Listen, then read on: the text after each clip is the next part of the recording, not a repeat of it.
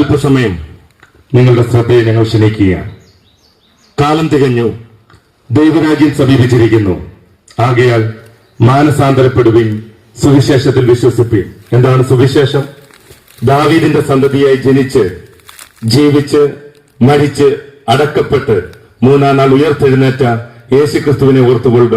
അതാകുന്നു ഞങ്ങളുടെ സുവിശേഷം. പ്രിയ സഹോദരങ്ങളെ, ഇന്നലകളിൽ മദ്യത്തിനും മയക്കുമരുന്നിനും കഞ്ചാവിനും അടിമപ്പെട്ട് ലോകത്തിന്റെ മോഹങ്ങളിൽ ജീവിതം അവസാനിപ്പിച്ചാൽ മതി, ഇനി എന്തിനു വേണ്ടി ജീവിക്കണം, ആർക്കു വേണ്ടി ജീവിക്കണം, ഇങ്ങനെ ജീവിതം വഴിമുട്ടിയ സാഹചര്യത്തിൽ ഒരു ഇസ്ലാം പാരമ്പര്യത്തിൽ ജനിച്ചു വളർന്ന് മദ്യത്തിനും മയക്കുമരുന്നിനും കഞ്ചാവിനും അടിമപ്പെട്ട് ജീവിതം ഒരു കയറിൽ അല്ലെങ്കിൽ ഒരു കുപ്പി വിഷത്തിൽ അവസാനിപ്പിക്കണമെന്നുള്ള ആഗ്രഹത്തോടെ എന്ത് ചെയ്യണമെന്നറിയാതെ, സമാധാനമില്ലാതെ, സ്വസ്ഥതയില്ലാതെ, സന്തോഷം എന്തെന്നറിയുവാൻ കഴിയാതെ, രാവന്തിയോളം പണിയെടുത്ത് കിട്ടുന്ന പൈസ കൊണ്ട് വൈകുന്നേരം മദ്യപിച്ച് വീട്ടിൽ കടന്നു ചെന്ന് സ്തോത്രം ഭാര്യയെ ഉപദ്രവിച്ച്, കുഞ്ഞുങ്ങളെ ഉപദ്രവിച്ച്, സ്തോത്രം സമാധാനവും സ്വസ്ഥതയുമില്ലാതെ എങ്ങനെ മുന്നോട്ട് ജീവിക്കണമെന്നറിയാതെ, എന്ത് ചെയ്യണമെന്നറിയാതെ ആകെ വഴിമുട്ടിയ ജീവിതം. ഹല്ലേലൂയ. നിങ്ങൾ കേൾക്കുന്നത് പോലെ, സ്തോത്രം ഇന്നിവിടെ നിന്ന് പ്രസംഗിക്കുന്നത് പോലെ വെള്ളയും ഇട്ട ജീവിതമായിരുന്നില്ല. രാവിലെ വൈയോളം പണിയെടുത്ത് കിട്ടുന്ന പൈസ കൊണ്ട് ബിവറേജുകളിൽ കയറിയിറങ്ങി അവിടെ നിന്ന് മദ്യക്കുപ്പികൾ വാങ്ങി കൂട്ടുകാരുമൊത്ത് സ്തോത്രം മദ്യം കഴിക്കുവാൻ ഹോട്ടലുകളിൽ അല്ലെങ്കിൽ തോട്ടങ്ങളിൽ പോയി വഴിയരികിൽ ഇരുന്നു കൊണ്ട് സ്തോത്രം ടച്ചിങ് ഒക്കെ സ്തോത്രം മേടിച്ചുകൊണ്ട് വഴിയരികിലിരുന്ന് മദ്യപിച്ച് ലക്കുകെട്ട് കഞ്ചാവും വലിച്ച് വീട്ടിൽ കടന്നു ചെന്നാൽ സ്തോത്രം അടിയും ബഹളവും, ഒരു സമാധാനവും സ്വസ്ഥതയുമില്ല. എന്തെങ്കിലും പറഞ്ഞാൽ ഒന്ന് പറഞ്ഞ് രണ്ടാമത്തേതിന് വീട്ടിലിരിക്കുന്ന ചോറും പാത്രവും കറിപ്പാത്രങ്ങളും വീട്ടിലിരിക്കുന്ന ഗ്ലാസ് പാത്രങ്ങളെല്ലാം എറിഞ്ഞുടയ്ക്കുന്ന സ്വഭാവം. കയ്യിലിരിക്കുന്ന മൊബൈൽ എറിഞ്ഞുടയ്ക്കും, വീട്ടിൽ കിടക്കുന്ന കസേരകൾ തല്ലിയൊടിക്കും, അലമാരയുടെ ഗ്ലാസുകൾ തല്ലിപ്പൊട്ടിക്കും. അങ്ങനെ ദേഷ്യം പിടിച്ചു നിൽക്കുവാൻ കഴിയാതെ, ദേഷ്യം ഒതുക്കുവാൻ കഴിയാതെ കാണുന്ന സാധന സാമഗ്രികളെല്ലാം തല്ലിപ്പൊട്ടിക്കുന്ന ഒരു പശ്ചാത്തലം. വിളിക്കാവുന്ന ദൈവങ്ങളെയൊക്കെ വിളിച്ചു നോക്കി എങ്ങനെയെങ്കിലും രക്ഷപ്പെടുവാൻ കഴിയുമെങ്കിൽ, എന്നെ രക്ഷിക്കുവാൻ കഴിയുന്ന ഒരു ദൈവമുണ്ടെങ്കിൽ, എങ്ങനെയെങ്കിലും ഇതിൽ നിന്ന് കരകയറുവാൻ കഴിയുമെങ്കിൽ, ആരെ കണ്ടായാലും വേണ്ടിയില്ല, ആരെ വിളിച്ചിട്ടായെങ്കിലും വേണ്ടിയില്ല, ഏതൊക്കെ നേർച്ചകൾ അർപ്പിച്ചാലും കുഴപ്പമില്ല, എങ്ങനെയെങ്കിലും ജീവിതത്തിൽ ഒന്ന് കരകയറണം. ഒരു സമാധാനം അനുഭവിച്ച ഒരു ജീവിതം, സമാധാനവും സ്വസ്ഥതയുള്ള ഒരു ജീവിതം നയിക്കുവാൻ ഏതൊക്കെ അറ്റം വരെ പോകാമോ അവിടെയെല്ലാം കയറിയിറങ്ങി നേർച്ചകളായ നേർച്ചകൾ മുഴുവൻ കഴിച്ചു, കാഴ്ചകളായ കാഴ്ചകൾ മുഴുവൻ അർപ്പിച്ചു. സ്തോത്രം എന്തൊക്കെ ചെയ്യുവാൻ കഴിയുമോ അതെല്ലാം ജീവിതത്തിൽ ചെയ്തു നോക്കി. എന്തിനു വേണ്ടിയാ? അല്പനേരത്തെ സമാധാനത്തിനു വേണ്ടി, സ്വസ്ഥതയൊന്ന് ജീവിക്കുവാൻ വേണ്ടി, ഈ നശിച്ച മദ്യപാനത്തിൽ നിന്ന് വിടുതൽ പ്രാപിക്കുവാൻ. എന്ത് ചെയ്യണമെന്നറിയാതെ, എങ്ങനെ മുന്നോട്ട് പോകുമെന്ന് അറിയുവാൻ കഴിയാതെ കാലം തള്ളി നീക്കിക്കൊണ്ട് പോകുന്ന സാഹചര്യം. സമയം കടന്നു പോകുമ്പോൾ എങ്ങനെയെങ്കിലും ഇന്ന് രാത്രിയിൽ ജീവനൊടുക്കാം. ഹല്ലേലൂയ. രാത്രി വെളുക്കുമ്പോൾ ഇന്ന് വൈകുന്നേരം ജീവനൊടുക്കാം. അങ്ങനെ ജീവിതം മരണത്തിന് തുല്യമായ ജീവിതം. എങ്ങനെയെങ്കിലും ജീവിതം ഈ ഭൂമിയിൽ നിന്ന് മാറ്റപ്പെട്ടാൽ മതി, എങ്ങനെയെങ്കിലും ഈ ജീവിതം അവസാനിപ്പിച്ചാൽ മതി. അങ്ങനെ ചിന്തിച്ച് മുന്നോട്ട് പോകുന്ന കാലം. അങ്ങനെ ഇരിക്കുമ്പോഴാണ് ഗൾഫിലേക്ക് പോകുവാൻ ഒരു വിസ റെഡിയായത്. ഗൾഫിൽ പോകുവാൻ ഒരു താല്പര്യവും ഉണ്ടായിരുന്നില്ല. എന്നാൽ പാസ്പോർട്ട് എടുത്ത് 3-ാം മാസം പിതാവ് എന്നെ കുടി നിർത്തുവാൻ വേണ്ടി, ആ കുടിയിൽ നിന്ന് എങ്ങനെയെങ്കിലും കരകയറുവാൻ വേണ്ടി സഹോദരനോട് പറഞ്ഞ് ഒരു വിസ റെഡിയാക്കി. അങ്ങനെ 2010 മെയ് മാസം 18-ാം തീയതി തിരുവനന്തപുരത്ത് നിന്നും ഷാർജയിലേക്ക് ഫ്ലൈറ്റ് കയറി.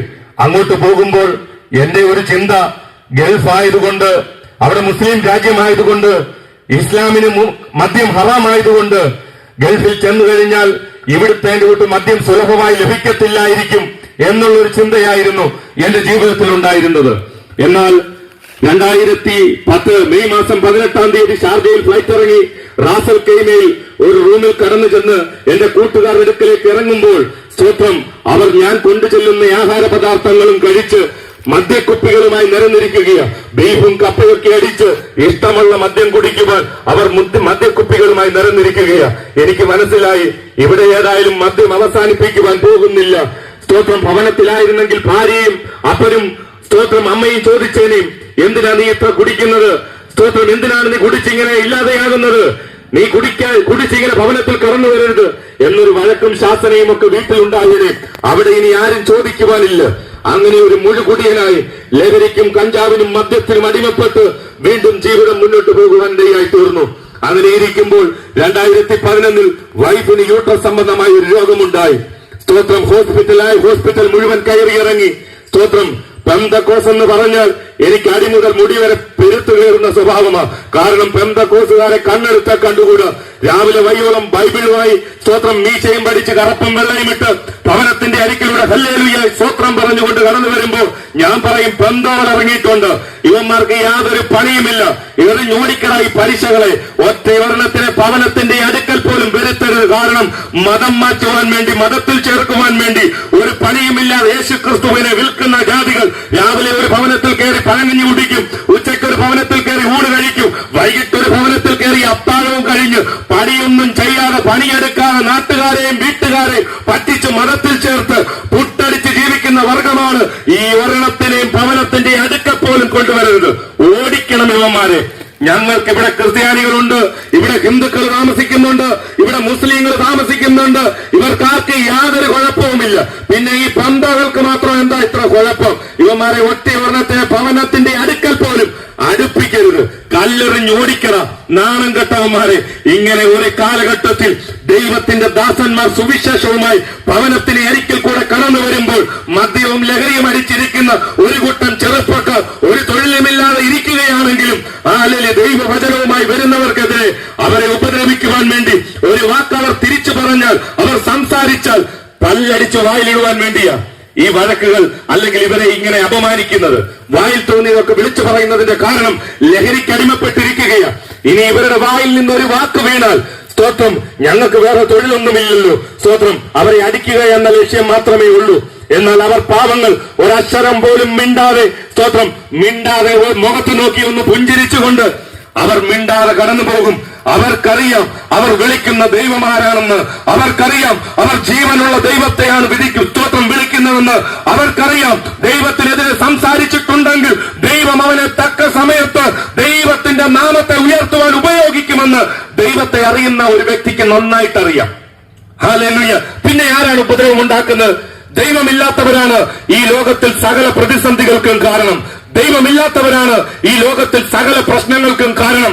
ഒരു കാലഘട്ടത്തിൽ ദൈവമുണ്ടെന്ന് പറയുകയും സകല പ്രശ്നങ്ങൾക്കും ചുമല് കൊടുത്തുകൊണ്ട് സകലരെയും ഉപദ്രവിക്കുവാൻ ഇങ്ങനെ സുവിശേഷം പ്രസംഗിച്ചുകൊണ്ട് നടക്കുന്നവർക്കെതിരെ കരിങ്കൽ ചീളുമായി കല്ലെറിഞ്ഞോടിക്കുവാൻ വഴിയരികിൽ കാത്തുനിന്ന ഈ അനീഷ് ഖലീഫയും ഇന്ന് ഇവിടെ നിന്നുകൊണ്ട് സുവിശേഷം പ്രസംഗിക്കുമ്പോൾ, പ്രിയ സഹോദരങ്ങളെ, എന്നെ പോലെ നിങ്ങൾക്കും ചിലപ്പോൾ ഹൃദയത്തിൽ തോന്നിയിരിക്കാം നിങ്ങളെ ഒരു തെറ്റും പറയുവാൻ കഴിയത്തില്ല. കാരണം ഒരു കാലഘട്ടത്തിൽ നിങ്ങളെക്കാട്ടിലപ്പുറമായി കഞ്ചാവും മദ്യവും ലഹരിയും അകത്തു ചെന്നാൽ ആരെയും ഉപദ്രവിക്കുവാൻ, ആരെയും ഇല്ലായ്മ ചെയ്യുവാൻ, തനിക്കെതിരെ പറയുന്ന ഏത് വ്യക്തിയാണോ അവനെ ഇല്ലായ്മ ചെയ്തിട്ട്, അവനെ ഉപദ്രവിച്ചിട്ട്, അവനെ സ്തോത്രം തകർത്തിട്ട് വീട്ടിൽ കടന്നു പോകുമുള്ളായിരുന്നു.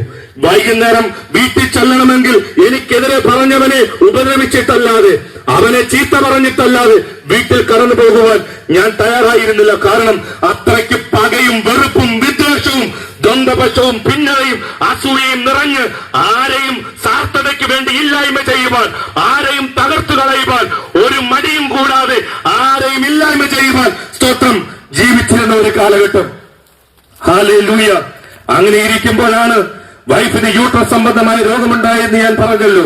അങ്ങനെ ഹോസ്പിറ്റലുകൾ മുഴുവൻ കയറി ഇറങ്ങി. എന്ത് ചെയ്യണമെന്ന് അറിയുന്നില്ല, എങ്ങനെ രക്ഷപ്പെടുമെന്ന് അറിയുന്നില്ല. ഹോസ്പിറ്റലിൽ ചെല്ലുമ്പോൾ ഡോക്ടർ പറഞ്ഞു, ഞങ്ങൾക്ക് ഇത്രയൊക്കെ ചെയ്യുവാൻ കഴിയത്തുള്ളൂ, നിങ്ങൾ ഇനി പ്രാർത്ഥിക്ക്. അങ്ങനെ സ്തോത്രം 5 നേരം നിസ്കരിച്ച് അല്ലാഹുവിനെ വിളിച്ച് പ്രാർത്ഥിക്കുവാൻ തുടങ്ങി. അവർ പറഞ്ഞു, റാത്തീബുകൾ നടത്തണം, പട്ടുകൊടുക്കണം, പലതും ചെയ്തു നോക്കി. പല സാഹചര്യങ്ങൾ അവർ പറയുന്ന അനുസരിച്ച് ദിക്ർ ചൊല്ലി, തലയ്ക്ക് പൈസ ഒഴിഞ്ഞ് നേർച്ച അർപ്പിച്ചു, പട്ടുകൊടുത്തു, റാത്തീബ് നടത്തി. എന്നാൽ അവിടെയൊന്നും ഒരു വിടുതലും കണ്ടില്ല. അങ്ങനെ തൊട്ടടുത്തുള്ള ഒരു സഹോദരി പറഞ്ഞു, ഇന്ന നിലവാരത്തിൽ നിങ്ങൾ ഇന്ന ആചാരങ്ങൾ പ്രകാരം ഇന്നത് ചെയ്തു കഴിഞ്ഞാൽ നിങ്ങൾക്കൊരു വിടുതൽ ലഭിക്കും. അങ്ങനെ കയ്യിലിരിക്കുന്ന പൈസ കൊടുത്ത് ഭാര്യയെ രക്ഷിക്കുവാൻ വേണ്ടി എന്തെങ്കിലും കൊടുത്താലും വേണ്ടിയില്ല, എന്തൊക്കെ തീർന്നാലും വേണ്ടിയില്ല, കയ്യിലിരിക്കുന്ന പൈസ പോയാലും വേണ്ടിയില്ല, ജീവൻ രക്ഷിക്കുവാൻ എന്തൊക്കെ ചെയ്യാമോ, ഈ ഉലകത്തിൽ എന്തൊക്കെ മാർഗങ്ങളുണ്ടോ അത് സകലതും ചെയ്തു നോക്കി. ഞാൻ മുമ്പേ പറഞ്ഞതുപോലെ ഈ പെന്തോകളെടുത്ത് മാത്രം പോയില്ല. കാരണം പെന്തക്കോസ്തുകാരെന്ന് പറഞ്ഞു കഴിഞ്ഞാൽ ഞാൻ വെറുത്തിരുന്ന സമൂഹം, ഞാൻ ഹാലലി അറച്ചിരുന്ന സമൂഹം, ഞാൻ വെറുക്കപ്പെട്ട ഒരു സമൂഹം, അവിടെ മാത്രം പോകുവാൻ ഞാൻ തയ്യാറായില്ല. അങ്ങനെ ഇരിക്കുമ്പോഴാണ് ഭാര്യ സഹോദരി കുഞ്ഞുങ്ങളെ സ്കൂളിൽ വിടുവാൻ അടുത്ത ഈവാഞ്ചലിക്കൽ ചർച്ചിൽ പോകുന്ന ഒരു സഹോദരിയുടെ ഭവനത്തിന്റെ മുറ്റത്തൂടെ താഴോട്ടിറങ്ങിപ്പോയി കുഞ്ഞുങ്ങളെ ജീപ്പിൽ സ്കൂളിൽ കയറ്റി വിട്ടിട്ട് തിരികെ കയറി വരുന്ന സമയത്ത് അവിടെ ടിവിയിൽ ഏത് സമയവും ഹാർവെസ്റ്റും പവർ വിഷനും അവിടെ ദൈവദാസന്മാരുടെ മെസ്സേജുകൾ ആ വീട്ടിൽ ഇങ്ങനെ വെച്ചുകൊണ്ടാണ് ആ വീട്ടിലെ സഹോദരി ജോലിയൊക്കെ ചെയ്തുകൊണ്ടിരിക്കുന്നത്. അവിടെ എന്റെ ഭാര്യ ഇങ്ങനെ കടന്നു വന്ന് പതിപോലെ അവിടെ കയറി നോക്കിയപ്പോൾ ടിവിയിൽ ഇങ്ങനെ മെസ്സേജ് പതിപോലെ നടക്കുന്നുണ്ട്. അങ്ങനെ ഇരിക്കുമ്പോൾ കണ്ണിൽ ഒരു കാഴ്ച കണ്ടു. വീൽ ചെയറിൽ വന്ന ഒരു കൂട്ടം ആൾക്കാരുടെ നടുവിൽ നിന്ന് വീൽ ചെയർ എടുത്തു പിടിച്ചുകൊണ്ട് ഒരുത്തൻ കടന്നു പോകുന്നു. അപ്പോൾ ഭാര്യ ഇങ്ങനെ പറഞ്ഞു, ഹൃദയത്തിൽ പറഞ്ഞു, ഇത് ബന്ധവർ വ്യൂവേഴ്സിനെ കൂട്ടുവാൻ വേണ്ടി സ്ഥിരം കാണിക്കുന്ന പരിപാടിയാ. ഇവന്മാര് വ്യൂവേഴ്സിനെ കൂട്ടുവാൻ, ലൈക്ക് അടിക്കുവാൻ വേണ്ടിയുള്ള പരിപാടിയാ. അപ്പോൾ ആരും അവളുടെ ഹൃദയത്തിൽ പറയുന്നത് പോലെ ഒരു തോന്നൽ, നീ ഒരു ബൈബിൾ വാങ്ങിക്കാൻ. അപ്പോൾ തന്നെ അവൾ ചേച്ചിയോട് പറഞ്ഞു, ചേച്ചി ഒരു ബൈബിൾ താ. അപ്പോൾ തന്നെ ചേച്ചി ഒരു ബൈബിൾ എടുത്തു കൊടുത്തു. ആ ബൈബിളുമായി ഭവനത്തിൽ കടന്നു എന്ന് അവൾ യേശുവിനെ വിളിക്കുവാൻ അറിയത്തില്ല, യേശുവിനെ വിളിച്ച് പ്രാർത്ഥിച്ച പരിചയമില്ല. യേശു ആര്? ക്രിസ്ത്യാനികളുടെ ദൈവം. സ്വയം രക്ഷപ്പെടുവാൻ കഴിയാതെ ക്രൂശിൽ 3 ആണിമേൽ തറയ്ക്കപ്പെട്ട് തൂങ്ങി മരിച്ച ഒരു ദൈവമെന്നുള്ള വിശ്വാസമല്ലാതെ, സ്വയം രക്ഷപ്പെടുത്തുവാൻ കഴിയാത്ത ഒരു ദൈവമെന്നല്ലാതെ യേശുവിനെ കുറിച്ച് യാതൊരു പിടിയുമില്ല. അങ്ങനെ അവിടെ ഇരുന്നുകൊണ്ട് പറഞ്ഞു, വീട്ടിൽ ചെന്ന് കഥകളെല്ലാം അടച്ചു, ജനങ്ങളെല്ലാം അടച്ചു. കാരണം ബൈബിളുമായി ഭവനത്തിൽ, ഇസ്ലാം വിശ്വാസത്തിൽ ജീവിക്കുന്ന ഒരു സഹോദരി ബൈബിളുമായി ഭവനത്തിൽ കടന്നു വന്നാൽ, സ്വത്രം മറ്റുള്ള കൂടപ്പിറപ്പുകൾ സഹോദരങ്ങൾ കണ്ടാൽ എന്താണ് ഉണ്ടാകാൻ പോകുന്നതെന്ന് ഞാൻ പറയാതെ തന്നെ നിങ്ങൾക്കറിയാം. അങ്ങനെ അവൾ ആരും കാണാതെ ഒരു ഭവനത്തിൽ കയറി സ്വത്രം കഥകടച്ച് ഇങ്ങനെ പറഞ്ഞു, ഇപ്പോൾ ടിവിയിൽ കണ്ടത് സത്യദൈവമാണെങ്കിൽ, യേശു എന്ന് പറയുന്നത് സത്യമാണെങ്കിൽ, എന്റെ ഈ രോഗം എന്നെ സൗഖ്യമാക്കി തന്നാൽ, എന്റെ ഈ രോഗത്തിൽ നിന്ന് എന്നെ വിടുവിച്ചാൽ ഞാൻ പൂർണ്ണമായി യേശുവിനെ വിശ്വസിക്കാമെന്ന് ഒരു വാക്ക്, ഒരു നേർച്ചയർപ്പിച്ചില്ല. കയ്യിലിരിക്കുന്ന ഒരു പണവും മുടക്കിയില്ല. സ്തോത്രം. ഒരിടത്തും പോയി പറ്റിട്ടില്ല. 1 രൂപ മുടക്കില്ലാതെ ഒരു ബൈബിൾ മേടിച്ചുകൊണ്ട് ഭവനത്തിൽ വന്നിരുന്നു കൊണ്ട്, യേശു എന്ന് പറയുന്നത് സത്യമാണെങ്കിൽ എന്റെ ഈ രോഗത്തെ വിടുവിച്ചാൽ ഞാൻ വിശ്വസിക്കാമെന്ന് പറഞ്ഞപ്പോൾ, ഒരു ഡോക്ടറെ കാണാതെ, 1 രൂപ ഒരാൾക്കും മുടക്കി കൊടുക്കാതെ, 1 രൂപയും മുടക്കാതെ, ഒറ്റ വാക്കിന് മുമ്പിൽ അവിടെ ശരീരത്തിൽ നിന്ന് എന്തോ അഴിഞ്ഞു പോകുന്നത് പോലെ ഒരു അനുഭവം ഉണ്ടായി. നിങ്ങൾക്കറിയണോ, ഡോക്ടർ കൊടുത്ത മെഡിക്കൽ സർട്ടിഫിക്കറ്റുകളുണ്ട്. എന്നാൽ അവിടെ നിന്നെല്ലാം ആ അന്നത്തെ ഒറ്റ പ്രാർത്ഥനയിൽ അവൾ പൂർണ്ണമായി സൗഖ്യം പ്രാപിച്ചു. പലരും പറയുന്നത് കേൾക്കാൻ ഞാൻ ഒരിക്കലും തയ്യാറായിരുന്നില്ല. പലതും കണ്ടിട്ടും ഞാൻ വിശ്വസിക്കുവാൻ തയ്യാറായിരുന്നില്ല. എന്റെ ഭാര്യയുടെ ജീവിതത്തിൽ ദൈവം വിടുതൽ കൊടുത്തിട്ടും ഞാൻ യേശുവിനെ വിശ്വസിക്കുവാൻ കൂട്ടായില്ല. കാരണം ഇതെങ്ങനെ ഞാൻ വിശ്വസിക്കും? എന്നെ കേൾക്കുന്ന നിങ്ങളുടെ ഹൃദയത്തിലും അങ്ങനെ ചോദ്യങ്ങൾ ഉണ്ടാകും. കാരണം ജീവിതത്തിൽ യേശുവുമായിട്ട് അനുഭവമില്ലെങ്കിൽ എങ്ങനെ വിശ്വസിക്കുവാൻ കഴിയും? ഇങ്ങനെ യേശുവിനെ വിളിച്ചു പറയുന്ന പലരുണ്ടല്ലോ, അവർ പല പരിപാടിയും കാണിക്കുന്നുണ്ടല്ലോ. എന്നാൽ സഹോദരങ്ങളെ, യേശുവിനെ നിങ്ങൾ അറിഞ്ഞാലുണ്ടല്ലോ, യേശു നിങ്ങൾക്ക് തരുന്ന സമാധാനം ഈ ലോകത്തിന് തരുവാൻ കഴിയത്തില്ല. നിങ്ങൾ എത്ര വലിയ പ്രശ്നത്തിൽ കൂടെ കടന്നുപോയാലും, നിങ്ങൾ ഏത് വലിയ പ്രതിസന്ധിയിലൂടെ കടന്നുപോയാലും നിങ്ങളെ വിടുവിപ്പാൻ കഴിയുന്ന സർവശക്തനായ ഒരു ദൈവം. അങ്ങനെ ഭാര്യയുടെ ജീവിതത്തിൽ യേശു ഒരു വിടുതൽ കൊടുത്തു. ഇനി ഇത് എന്നോട് എങ്ങനെ പറയും? ഒന്ന് പറഞ്ഞ് രണ്ടാമത്തേതിന് സ്തോത്രം അടപടലം കർണക്കുറ്റിയടിച്ച് പൊളിക്കുന്നവരാ ഞാൻ. ഹല്ലേലൂയ. എന്നോട് എങ്ങനെ പറയും? യേശുവിനെ കുറിച്ച് എങ്ങനെ പറയും? യേശു എന്നെ വിടുവിച്ചെന്ന് എങ്ങനെ പറയും? പറഞ്ഞാൽ ഒന്ന് പറയുന്നത് ഓർമ്മ കാണത്തുള്ളൂ. ഹല്ലേലൂയ. അങ്ങനെ ഇരിക്കുമ്പോൾ 2014 ഞാൻ നാട്ടിലേക്ക് കടന്നു വരുന്നത്. അങ്ങനെ 2014 നാട്ടിൽ കടന്നു വന്ന സമയത്ത് 3-4 ദിവസം വീട്ടിൽ താമസിച്ച് കഴിഞ്ഞപ്പോൾ അടുത്തുള്ള സഹോദരി പറഞ്ഞു, എന്റെ കൂടെ ഒരിടം വരെ ഒന്ന് വരണം. ഞാൻ പറഞ്ഞു, അതിനെന്താ വരാം. ഞാൻ ചിന്തിച്ചു അവിടെ എടുത്തെവിടെയും പോകാനായിരിക്കുമെന്ന്. എന്നാൽ 3-4 ദിവസം കഴിഞ്ഞപ്പോൾ പെട്ടെന്ന് വണ്ടി വരുന്ന സമയത്ത് അവർ പറഞ്ഞു, വണ്ടി വരാറായി, പെട്ടെന്ന് ഒരുങ്ങ്. ഞാൻ ചോദിച്ചു, എവിടെ പോകുവാനാ? അത് കോട്ടയത്ത് പോകാനാന്ന് പറഞ്ഞു. ഞാൻ വൈഫിനോട് പറഞ്ഞു, നീയോട് ഒരുങ്ങ്, നമുക്ക് ഒരുമിച്ച് പോകാം. അങ്ങനെ ഞങ്ങൾ കോട്ടയത്തേക്ക് കടന്നുപോയി. കോട്ടയത്ത് കടന്നു ചെന്ന് അങ്ങനെ വലിയ ഒരു ഹോള്, 10-700 പേര് അവിടെ ഇരിപ്പുണ്ട്. ഞാനിങ്ങനെ പുറത്തുനിന്ന് നോക്കിയപ്പോൾ എനിക്ക് മനസ്സിലായി പ്രാർത്ഥനയിലേക്കാണ് കൊണ്ടുവന്നിരിക്കുന്നത്. സ്തോത്രം. എന്ത് പറയണമെന്നറിയാതെ ഇങ്ങനെ നിന്നു. ഞാൻ ഒരു കാര്യം തീരുമാനിച്ചു, പെന്തക്കോസ്തുകാരുടെ പ്രാർത്ഥന പുറത്തു നിന്നേ ഞാൻ കേട്ടിട്ടുള്ളൂ. ഉച്ചവും ബഹളവും, ഒച്ചയും ബഹളവും, പാട്ടും മേളവും ഒക്കെ പുറത്തുനിന്ന് ഞാൻ കേട്ടിട്ടേ ഉള്ളൂ. ഇതിനകത്ത് കയറിയിരുന്ന് ഇവർ കാണിക്കുന്നത് എന്താണെന്ന് നോക്കുവാൻ വേണ്ടിയാ ഞാൻ അതിനകത്ത് കയറിയത്. അങ്ങനെ 10-700 പേര് കയറിയിരിക്കുന്ന ഹോളിൽ പ്രാർത്ഥന എന്താണെന്ന്, ഇവര് കാണിക്കുന്നത് എന്താണെന്ന് അറിയുവാൻ വേണ്ടിയാ അതിനകത്ത് കയറിയിരുന്നത്. അങ്ങനെ മെസ്സേജുകളൊക്കെ അവിടെ നടക്കുകയാണ്. ബൈബിൾ പറയുന്ന വചനമോ ആ വാക്യങ്ങളോ എനിക്കറിയത്തില്ല. കാരണം ബൈബിൾ ഒരു പ്രാവശ്യം പോലും വായിച്ചിട്ടോ അതിലെ വചനം വായിച്ചിട്ടോ വാക്യം വായിച്ചിട്ടോ എനിക്ക് പരിചയമില്ല. അതുകൊണ്ട് അദ്ദേഹം പറയുന്നതൊന്നും ഞാൻ കേൾക്കുന്നില്ല. മറിച്ച് ഇവിടെ ആൾക്കാരെന്താ കാണിക്കുന്നതെന്ന് നോക്കിക്കൊണ്ടാണ് ഞാനിരിക്കുന്നത്. ഇതിനകത്ത് പേര് 10-700 പേര് ഇരിപ്പുണ്ടല്ലോ. ഇവർ ദൈവത്തെ വിളിക്കുമ്പോൾ ദൈവം എന്തോ ഇവിടെ കാണിക്കുന്നേ ഒന്നൊന്ന് കാണാമെന്ന് വിചാരിച്ച അതിനകത്ത് കയറിയിരുന്നത്. അങ്ങനെ അതിനകത്തിരിക്കുമ്പോൾ സ്തോത്രം, അങ്ങനെ പ്രാർത്ഥിച്ചു കൊണ്ടിരിക്കുന്ന സമയത്ത് അവിടെ നിന്നുകൊണ്ട് ആ ദൈവദാസൻ എന്നെ വിളിക്കുവാൻ ഇടയായി തീർന്നു. ഒരു പരിചയമില്ലാത്ത ഒരു വ്യക്തി, ഇന്ന് വരെ കണ്ടിട്ടില്ലാത്ത ഒരു വ്യക്തി അവിടെ നിന്നുകൊണ്ട് വിളിച്ചു പറയുമ്പോൾ അദ്ദേഹം അടയാളം പറഞ്ഞ് കണ്ണാടി വെച്ച മോനെ എന്നേക്കാൻ ഞാൻ തിരിഞ്ഞു നോക്കിയപ്പോ 100-150 പേര് കൂടുതൽ കണ്ണാടി വെച്ചിട്ടിരിക്കുകയാണ്. ഞാൻ ചിന്തിച്ച് ഇദ്ദേഹം ആരെയായി വിളിക്കുന്നത്? ഞാനിങ്ങനെ തിരിഞ്ഞു നോക്കി, ഇനി ആരെങ്കിലും ഇവിടെ എഴുന്നേൽക്കുന്നുണ്ടോ? അദ്ദേഹം പറഞ്ഞ വ്യക്തി ആരും എഴുന്നേൽക്കുന്നില്ല. അദ്ദേഹം എന്റെ ഷർട്ടിന്റെ കളർ പറഞ്ഞിട്ട് പറഞ്ഞു, നിന്നെയാ വിളിക്കുന്നതെന്ന്. എനിക്ക് മനസ്സിലായി എന്റെ ഷർട്ടിന്റെ കളറാ പറഞ്ഞതെന്ന്. ഞാൻ എണ്ണിച്ചു നിന്ന് വീണ്ടും ചോദിച്ചു, എന്നെ തന്നെയാണ് വിളിക്കുന്നത്? അതെ, നിന്നെ തന്നെയാണ്. നീ ഒന്നിങ്ങോട്ട് വരാൻ പറഞ്ഞു. അങ്ങനെയാണ് ഞാൻ മുൻപോട്ട് കടന്നു ചെല്ലുന്നത്. അങ്ങനെ കടന്നു ചെന്നു. അദ്ദേഹം അവിടെ നിന്ന് എന്തോ ഒരു വാക്ക് പ്രാർത്ഥിച്ച സമയത്ത് ഞാൻ എന്നെ ആരും ടച്ച് ചെയ്യാതെ എന്റെ ദേഹത്താരും തൊടാതെ 2 സ്റ്റെപ്പ് പുറമോട്ട് തെറിച്ചുപോയി. ഞാൻ മലർന്ന് തറയിലേക്ക് വീഴുവാൻ ഇടയായി തീർന്നു. എനിക്ക് വല്ലാത്ത നാണക്കേടായി. കാരണം 10-700 പേരുടെ നടുവിൽ മദ്യപിച്ച് ലെക്ക് കെട്ടിട്ട് പോലും ഇതുപോലെ മലന്ന് തറ വീണിട്ടില്ല. ആകപ്പേടെ നാണക്കേടായി. 10-700 പേര്, സ്ത്രീകളും പുരുഷന്മാരും ഇരിക്കുന്ന, കുഞ്ഞുങ്ങളും ഇരിക്കുന്നവരുടെ നടുവിൽ ഞാൻ മദ്യമടിച്ച് ലഹരി കെട്ട് വെളിവില്ലാത്തവനെ പോലെ മലന്നു വീഴുന്നു. ഞാൻ നാണം കെട്ട് എഴുന്നേക്കാൻ നോക്കിയപ്പോ എനിക്ക് എഴുന്നേൽക്കുവാൻ കഴിയുന്നില്ല. എന്റെ ശരീരത്തിൽ നിന്ന് ഒരു 100 കിലോ ഭാരം മാറിപ്പോയി. എന്റെ ഉള്ളിൽ ഒരു വലിയ സമാധാനം, ഞാൻ വലിയൊരു ഫ്രീഡം എന്റെ ജീവിതത്തിൽ എവിടെ നിന്നോ ലഭിച്ചതുപോലെ ഒരു അനുഭവം എന്റെ ജീവിതത്തിൽ ഉണ്ടാകുവാൻ തക്കവണ്ണം ഇടയായി തീർന്നു. അങ്ങനെ ഞാൻ അവിടെ നിന്ന് എഴുന്നേറ്റ് ഒരു പരുവത്തിന് അദ്ദേഹത്തിന്റെ മുൻപിൽ ചെന്നപ്പോൾ അദ്ദേഹം എന്നോട് ചോദിച്ചു, എന്ത് സംഭവിച്ചു? ഞാൻ പറഞ്ഞു, എന്റെ ശരീരത്തിൽ നിന്ന് ഒരു 100 കിലോ ഭാരം മാറി, ഞാൻ വളരെ ഫ്രീ ആയെന്ന് പറഞ്ഞു. എന്നോട് പറഞ്ഞു, നിന്റെ ഉദരത്തിൽ ഈ സ്തോത്രമുണ്ടായിരുന്ന രോഗബന്ധനം അഴിഞ്ഞ് നീ രോഗസൗഖ്യമായെന്ന് പറഞ്ഞു. 7 വർഷമായി ഹിരണ്യ എന്ന രോഗത്താൽ ഭാരപ്പെട്ട് സൗഖ്യമില്ലാതെ മരുന്നും ഉപയോഗിച്ചുകൊണ്ട് നടന്ന എന്റെ ജീവിതത്തിൽ അന്ന് പകൽക്കാലം സ്തോത്രം യേശു ക്രിസ്തു എന്നെ തൊടുവാൻ, എന്റെ 7 വർഷമുണ്ടായിരുന്ന രോഗബന്ധനത്തെ അഴിക്കുവാൻ തക്കവണ്ണം ഇടയായി തീർന്നു. സഹോദരങ്ങളെ, അങ്ങനെയാണ് യേശുവിനെ അറിയുവാൻ ഇടയായത്. എന്നിട്ടും ഞാൻ വിശ്വസിച്ചില്ല. ഞാൻ പറഞ്ഞു, സ്തോത്രം, ഞാനിനി ഗൾഫിൽ കടന്നു പോകട്ടെ, ഒരു പ്രയാസവും ഇല്ലെങ്കിൽ അന്നേരം ഞാൻ വിശ്വസിക്കാം. എന്റെ രോഗത്തിൽ നിന്ന് എനിക്ക് സൗഖ്യം തന്നിട്ടും ഞാൻ വിശ്വസിച്ചില്ല. എന്റെ സ്തോത്രം, ഹല്ലേലൂയ, വിശ്വാസം എനിക്ക് അന്നും ഉണ്ടായില്ല. അങ്ങനെ ഞാൻ വീണ്ടും പഴയതുപോലെ ഗൾഫിലേക്ക് 2014 അവസാനം ഡിസംബറിൽ കടന്നുപോയി. അങ്ങനെ അവിടെ ചെന്ന് സ്തോത്രം 2015 ഒരു ദിവസം ശനിയാഴ്ച വൈകുന്നേരം മഗ്‌രിബ് നിസ്കരിച്ചുകൊണ്ടിരുന്ന സമയത്താണ് ഞാൻ ഇങ്ങനെ പ്രാർത്ഥിക്കുകയാണ്, അല്ലാഹുവേ, എന്റെ ഈ മദ്യപാനത്തിൽ നിന്നെ ഒന്ന് വിടുവിക്കണമേ.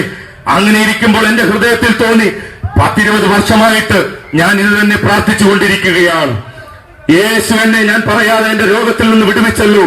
അങ്ങനെയെങ്കിൽ യേശുവിനോട് ഒരു വാക്ക് പ്രാർത്ഥിക്കാം. അങ്ങനെ ഞാൻ അവിടെ നിന്നുകൊണ്ട് ഒരു വാക്ക്, യേശു സത്യദൈവമാണെങ്കിൽ യേശു എന്നെ ഉദരത്തിലെ രോഗത്തിൽ നിന്ന് വിടുവിച്ചല്ലോ. അങ്ങനെയെങ്കിൽ ഈ മദ്യപാനത്തിൽ നിന്ന്, എന്റെ ഈ ലഹരിയുടെ അടിമത്തത്തിൽ നിന്ന് ഞാനിത് മാറ്റിവെച്ചിട്ട്, എന്റെ ഗ്ലാസ് മാറ്റിവെച്ചിട്ട് ഞാൻ മദ്യം നിർത്തുവാൻ എനിക്ക് കഴിയുന്നില്ല. ദൈവമാണെങ്കിൽ, സർവശക്തനാണെങ്കിൽ ഈ മദ്യത്തെ, എന്റെ ജീവിതത്തിൽ നിന്ന് മദ്യപാനത്തെ മാറ്റിത്തരാമെങ്കിൽ ഞാൻ യേശുവിനെ വിശ്വസിക്കാം, യേശുവിന് വേണ്ടി ജീവിക്കാമെന്നൊരു വാക്ക് അങ്ങനെ മാത്രമേ പറഞ്ഞത് എന്റെ ജീവിതത്തിൽ ഹല്ലേലൂയ എനിക്ക് ഓർമ്മയുള്ളൂ. അങ്ങനെ പറഞ്ഞു, സ്തോത്രം, 2 ദിവസം കഴിഞ്ഞാൽ എന്റെ ലീവ് ദിവസിയാണ്. ലീവ് ദിവസം പ്രഭാതത്തിൽ ഒരു പെഗ് കഴിച്ചു കഴിഞ്ഞതിന് ശേഷമേ ഞാൻ എന്റെ ഡ്രസ് പോലും അലക്കുകയുള്ളൂ. അങ്ങനെ മദ്യം കഴിക്കുവാൻ ഗ്ലാസ്സിലൊഴുക്കി സാധന സാമഗ്രികളെല്ലാം എടുത്ത്, ടച്ചിങ്സിന് സാധനമെല്ലാം എടുത്തു വെച്ച് ഒരു സിഗരറ്റും കത്തിച്ച് മദ്യം കഴിക്കുവാൻ വേണ്ടി നോക്കുമ്പോൾ മദ്യം കഴിക്കുവാൻ എനിക്ക് വല്ലാത്തൊരു അസ്വസ്ഥത തോന്നുന്നു. ഞാൻ വിചാരിച്ചു, ഈ രാവിലെ ഒരു പെഗ് ചെല്ലുന്നത് കൊണ്ടുള്ള പ്രയാസമായിരിക്കും. അങ്ങനെ അരമണിക്കൂറോളം മദ്യത്തിന് മുമ്പിൽ നോക്കിയിരുന്ന് കഴിക്കുവാൻ കഴിയുന്നില്ല. അത് ഞാൻ തറയിൽ ഒഴിച്ചു കളഞ്ഞ് അടുത്ത ഒഴിച്ചു വെച്ചു. എനിക്ക് കഴിക്കുവാൻ കഴിയാതെ വല്ലാത്തൊരു അസ്വസ്ഥതയും അറപ്പും വെറുപ്പും മദ്യത്തോടുണ്ടായി. എന്റെ ജീവിതത്തിൽ മദ്യം കഴിക്കുവാൻ കഴിയാതെ മുൻപിലിരിക്കുമ്പോൾ ഒമിറ്റ് ചെയ്യുവാൻ തുടങ്ങുന്ന അവസ്ഥ എന്റെ ജീവിതത്തിൽ ഉണ്ടായി. അങ്ങനെ അന്ന് എന്നെ പൂർണ്ണമായി യേശു മദ്യപാനത്തിൽ നിന്നും ലഹരി കടിമത്തത്തിൽ നിന്നും വിടിക്കുവാൻ തക്കവണ്ണം ഇടയായി തീർന്നു. ഇന്ന് നിങ്ങളുടെ മുമ്പിൽ നിന്നുകൊണ്ട് യേശുവിനെ വിളിച്ചു പറയുമ്പോൾ മറ്റൊരുത്തനിലും രക്ഷയില്ല, നാം രക്ഷിക്കപ്പെടുവാൻ ആകാശത്തിൻ കീഴ് മനുഷ്യരുടെ ഇടയിൽ നൽകപ്പെട്ട യേശു ക്രിസ്തു എന്ന ഏകനാമമല്ലാതെ മറ്റൊരു നാമം ഈ ഉലകത്തിൽ ഇല്ലവേ ഇല്ല. സഹോദരങ്ങളെ, ഇന്നല്ലെങ്കിൽ നാളെ മരണം വഴിയായി ഞാനും നിങ്ങളും ഈ ലോകത്തു നിന്ന് മാറ്റപ്പെടും. മരണത്തിനപ്പുറം ഒരു നിത്യജീവിതമുണ്ടെന്നും ആ നിത്യജീവിതത്തിൽ എത്തിച്ചേരണമെങ്കിൽ ഈ ലോകത്തിലെ മതങ്ങൾക്കോ മതയാചാരങ്ങൾക്കോ മതയനുഷ്ഠാനങ്ങൾക്കോ ഈ ലോകത്തിന്റെ നേതൃത്വങ്ങൾക്കോ നമ്മളെ എത്തിക്കുവാൻ കഴിയത്തില്ല എന്നുള്ള സത്യം ഞാനും നിങ്ങളും തിരിച്ചറിയണം. ഈ ലോകത്തിൽ ആദം ഹൗവ ദമ്പതിമാരുടെ തലമുറകളായി ജനിച്ച ഞാനും നിങ്ങളും സകല മനുഷ്യരും പാപികളാണ്. പാപികളായ മനുഷ്യർക്ക് സ്വർഗത്തിൽ ചെല്ലുവാൻ മറ്റൊരു വഴിയുമില്ലാത്തത് കൊണ്ടാണ് സ്വർഗസ്ഥനായ ദൈവം താൻ സ്തോത്രം ഫിലിപ്പിയ ലേഖനം 2-ാം അധ്യായം 5 മുതലുള്ള വാക്യം വായിക്കുമ്പോൾ അവൻ സ്തോത്രം വേഷത്തിൽ മനുഷ്യനായി തന്നെത്താൻ താഴ്ത്തി ഈ ഭൂമിയിലേക്ക് ഇറങ്ങിവന്നതിന്റെ കാരണം മനുഷ്യർ ദൈവത്തോട് അകന്നുപോയ മനുഷ്യനെ ദൈവത്തോട് അടുപ്പിക്കുവാൻ, പാപമെന്ന നടിച്ചുവരനെ ഇടച്ചു കളഞ്ഞ് ദൈവത്തോട് നിരപ്പിക്കുവാൻ ഈ ലോകത്തിൽ ഒരു ആചാരങ്ങൾക്കും അനുഷ്ഠാനങ്ങൾക്കും മതങ്ങൾക്കും സംഘടനകൾക്കും കഴിയാതെ ഇരുന്നപ്പോൾ 2025 വർഷങ്ങൾക്ക് മുമ്പ് മാനവകുലത്തിന്റെ പാപത്തിന്റെ പരിഹാരത്തിനായി സ്വർഗത്തെ വെടിഞ്ഞ് ദൈവത്തെ ഒഴിച്ചു കളഞ്ഞ് മനുഷ്യനായി കന്യകയായ മറിയത്തിന്റെ ഉദരത്തിൽ അവൻ പരിശുദ്ധാത്മാവിൽ ജനിക്കുവാനിടയായി തീർന്നു. പാപമില്ലാത്ത ക്രിസ്തു പരിശുദ്ധാത്മാവിൽ ജനിക്കുവാനിടയായി തീർന്നു.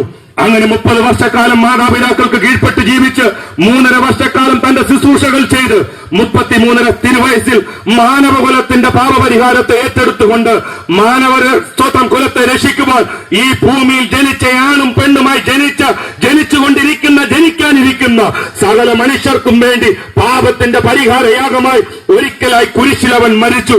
ഇനി എന്ത് ചെയ്യണം? ഇനി ഇവിടെ 1 രൂപ നേർച്ച കൊടുക്കണ്ട, ഇനി ഇവിടെ ഒരു കാഴ്ചയർപ്പണങ്ങളുടെ ആവശ്യമില്ല, ഇവിടെ ഇനി 1 രൂപയുടെയും സ്തോത്രം മുതൽ മുടക്കില്ലാതെ പാപത്തിന്റെ പരിഹാരയാഗമായ ക്രിസ്തുവിൽ യേശുവിൽ വിശ്വസിച്ചാൽ നീയും നിന്റെ കുടുംബവും രക്ഷ പ്രാപിക്കും.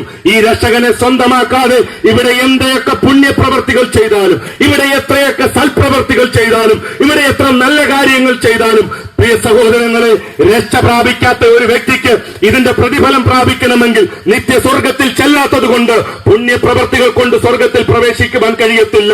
നല്ല മാർഗങ്ങൾ കൊണ്ട് സ്വർഗത്തിൽ പ്രവേശിക്കുവാൻ കഴിയത്തില്ല. ഇവിടെ എന്തൊക്കെ ചെയ്താലും പാപികൾക്ക് രക്ഷ അത് ക്രിസ്തുവിൽ കൂടെ മാത്രമാണ്. ഈ ഭൂമിയിൽ ജനിച്ച സകല മനുഷ്യരും പാപികളായതുകൊണ്ട് ക്രിസ്തുവിൽ കൂടെയുള്ള രക്ഷ സ്വന്തമാക്കാതെ ഒരു മനുഷ്യനും നിത്യതയിൽ ചെല്ലുവാൻ കഴിയത്തില്ല. അതുകൊണ്ട് എന്ത് ചെയ്യണം? യേശുവേ, ഞാനൊരു പാപിയാണ്, അങ്ങ് എന്റെ പാപത്തിന്റെ പരിഹാരയാഗമായി കുരിശിൽ മരിച്ചു എന്ന് റോമർക്ക് എഴുതി 10:9-10 വാക്യം വായിക്കുമ്പോൾ യേശുവിനെ ഹൃദയം കൊണ്ട് വിശ്വസിക്കുകയും വായ് കൊണ്ട് ഏറ്റുപറയുകയും ചെയ്യുന്നവൻ രക്ഷിക്കപ്പെടും. യേശുവിനെ ഹൃദയം കൊണ്ട് വിശ്വസിച്ചാൽ, വായ് കൊണ്ട് ഏറ്റുപറയുവാൻ തയ്യാറായാൽ നിന്റെ പാപം എത്ര കടും ചുവപ്പായിരുന്നാലും അതിനെ ഹിമം പോലെ വെള്ളയാക്കി തീർക്കും. രക്താംബരം പോലെ ചുമന്നിരുന്നാലും പഞ്ഞി പോലെ വെള്ളയാക്കി തീർക്കുന്ന യേശു ക്രിസ്തുവിന്റെ രക്തം നിങ്ങളുടെ സകല പാപവും പോക്കി നിങ്ങളെ ശുദ്ധീകരിക്കുവാൻ തക്കവണ്ണം ഇടയായിത്തീരും.